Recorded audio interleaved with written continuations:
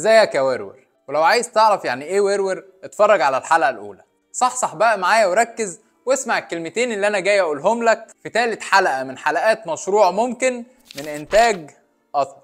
حلقة النهاردة يا ورور بتتكلم عن شيء ليه للأسف وشين، وده اللي بيخليه في كتير من الأحيان مرعب لكتير من الناس. الشيء ده هو الوجه الذي يحيي والوجه الذي يميت. دايما الإنسان بيحتاج لدافع قوي علشان يقدر يكمل ويجري ورا أحلامه، ودايما برضو اللي بيحقق لنا ده هو الأمل. الأمل تقريبا بيعني للإنسان كل شيء، يعني احنا من غيره ولا حاجة. تخيل معايا كده إنسان ساكن ما بيتحركش، واقف دايما مكانه، ما بيسعاش ورا شيء. متخيل؟ دي مش حياة. الحياة الحقيقية بقى اللي بيصنعها الأمل، لأنه بيخلينا نجري بكل طاقتنا لقدام، بيخلينا نحلم ونحقق إنجازات ونكسر حواجز. شيء قوي جدا. يعني أرسطو مثلا لخص قوة الأمل في جملة بيقول فيها: يسهل خداع الشباب لأنهم يستعجلون الأمل. الأمل يخلي ناس تلعب بناس، وناس تحكم ناس، وناس تحب ناس. كلمة بسيطة لكن مفعولها سحر. طيب الشيء القوي ده بيجي منين؟ أو لو هنقولها بصيغة أحسن شوية ممكن نقول: من أين يأتي الأمل؟ الأمل يا ورور بيبدأ يتسرسب جوه عقلك أول ما يفهم إن المستقبل مجهول. هنا مخك بيلاقي مساحة لا نهائية يقدر يبني فيها تخيلات وأمنيات ملهاش سقف. يعني لو أنت فقير يقدر يبني لك قصر في المستقبل، يجيب لك العربية اللي نفسك فيها، ويجوزك ملكة جمال. الخلاصة إن مخك أول ما بيلاقي المساحة دي بيرسم لك كل اللي نفسك فيه ويبدأ يعلقك بيه. وهنا بتبدأ أخطر مراحل الأمل. كمان الإنسان على مدار حياته بيمر بظروف ومواقف صعبة، ودي بتخلق تغيرات في الدماغ بتعرف بمصطلح اللدونة العصبية نيوروبلاستيسيتي. اللدونة العصبية دي بقى بتحصل في دماغك يا ورور بعد المواقف الصعبة اللي بتمر بيها. انت في لحظة وقوع الحدث الصعب ده ما بتكونش قادر تتحمله، وبعد فترة من الزمن بتكتشف انه عدى عادي زي غيره وما حصلكش اي حاجة، بل بالعكس بقيت اقوى واتعلمت منه. وده بيخلق جواك فكرة ان كل حاجة بتعدي، بيخلي دماغك تستوعب ان في امل.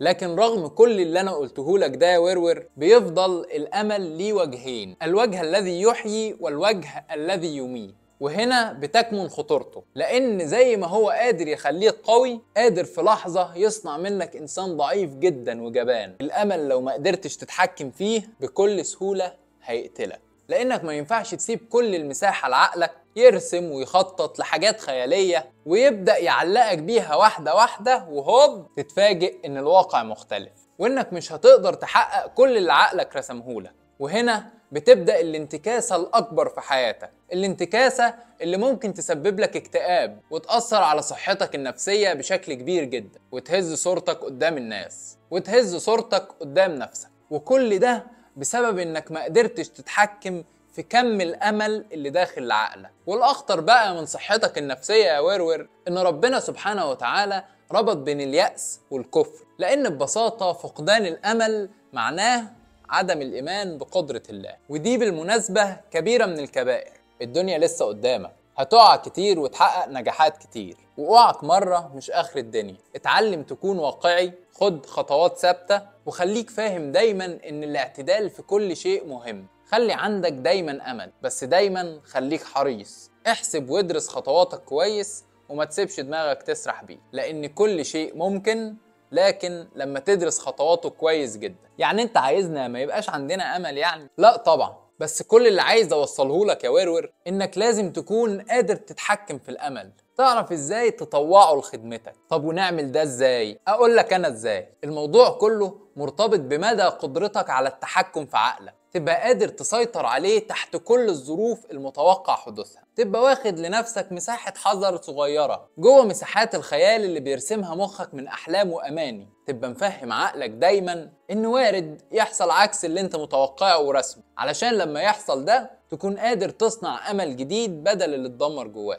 تقدر تعيش عليه وتاخد منه الدافع إنك تكمل. وده دايما الفرق بين المتفائل والمتشائم، زي نظرية نص الكوباية المليان أو الفاضي بالنسبة للمتشائم. أهو أنت بقى ما ينفعش تكون شايف النص الفاضي بس ولا النص المليان بس، لازم يكون مخك شايف وفاهم النصين وقادر يتعامل معاهم، لأن كل نص فيهم هيأثر عليك بالسلب لو شفته لوحده. يعني المتفائل مثلا بيشوف النص المليان دايما، بيشوف النور اللي جاي من الشرخ اللي في الحيطة وما بياخدش باله من الشرخ. وهنا بقى المشكلة، لأنه لو ملقاش حل للشرخ ده هيدخل نور زيادة هيضره. والمتشائم عكسه، ما بيشوفش النور وبيشوف الشرخ اللي في الحيطة بس. هنا ممكن نسأل سؤال مهم جدا، هو ايه اللي يخلي المتفائل متفائل والمتشائم متشائم؟ الانسان بيتولد خام، لكن كل انسان فينا بيتولد في بيئة مختلفة وسط ناس وظروف مختلفة، وهنا بيتم تكوين الشخصية. وبيقابل الإنسان أشخاص ومواقف بيتعلم منها وبيأثروا فيه بالإيجاب أو السلب، وكل الحاجات دي بتكون بمنظور إنسان يا إما شايف النص المليان من الكوباية، أو إنسان شايف النص الفاضي، أو إنسان شايف واعي للكوباية كاملة. يعني يا ورور،